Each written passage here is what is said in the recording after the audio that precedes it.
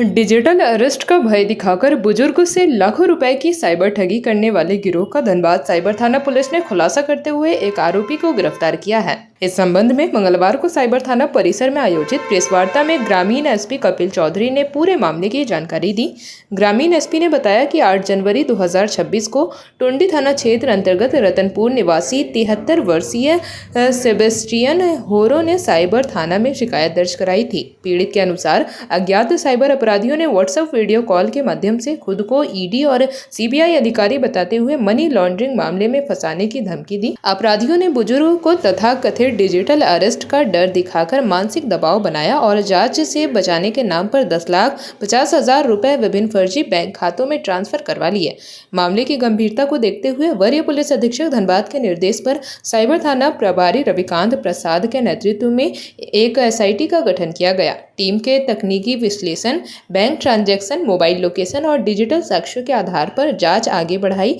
जांच के क्रम में पुलिस ने भोपाल से इस कांड के प्राथमिकी अभियुक्त अरुण हरिवार को गिरफ्तार किया। पुलिस अनुसंधान में यह तथ्य सामने आया कि आरोपी ने फर्जी दस्तावेजों के आधार पर एक कंपनी के नाम से करंट अकाउंट तथा अपने नाम से बचत खाता खुलवाया था। ठगी की रकम में से 5,50,000 रुपए उसके खाते में ट्रांसफर किए गए थे, जिनमें से 5 लाख रुपए चेक के माध्यम से निकालकर अपने अन्य सहयोगियों में बांट दिए गए।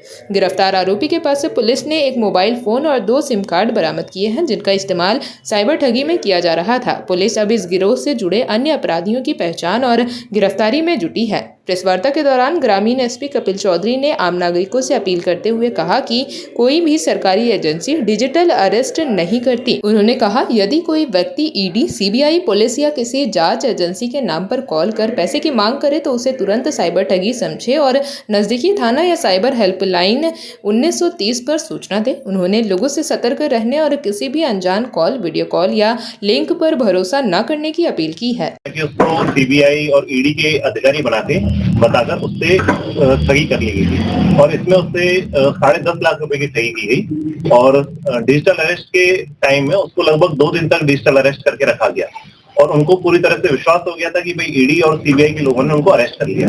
जिसके पश्चात जब उनके बैंक अकाउंट से सारी राशि खत्म हो गई, उसके पश्चात जब उनको लगा कि फिर भी ये लोग परेशान कर रहे हैं, फिर वो फाइनली थाने आके उन्होंने अपनी शिकायत रजिस्टर की।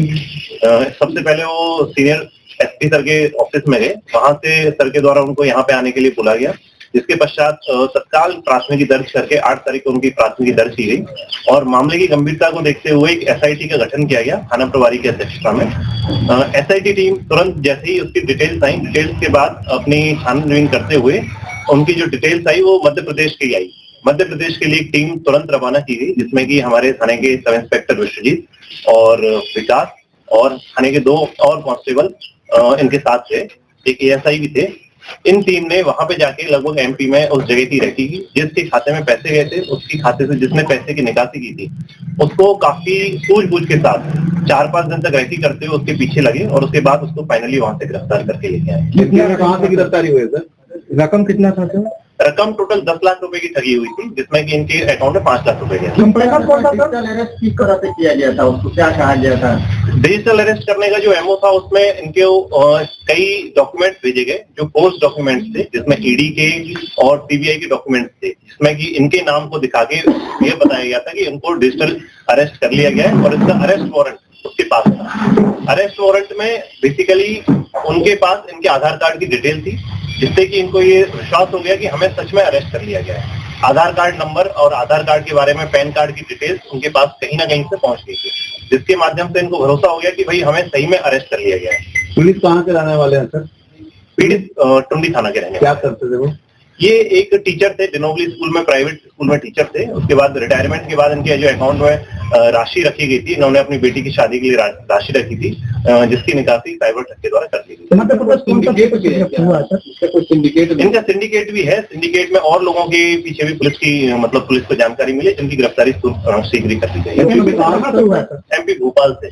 सर लोकल का कनेक्शन इसका यहाँ पर वैसा नहीं, लोकल कनेक्शन नहीं है। ये सारी टीम बाहर की है, जिसमें मध्य प्रदेश, केरला, कर्नाटका और अन्य भी राज्यों की इन्वॉल्वमेंट सामने आई। गिरफ्तारी कौन कितने लोगों की हुई?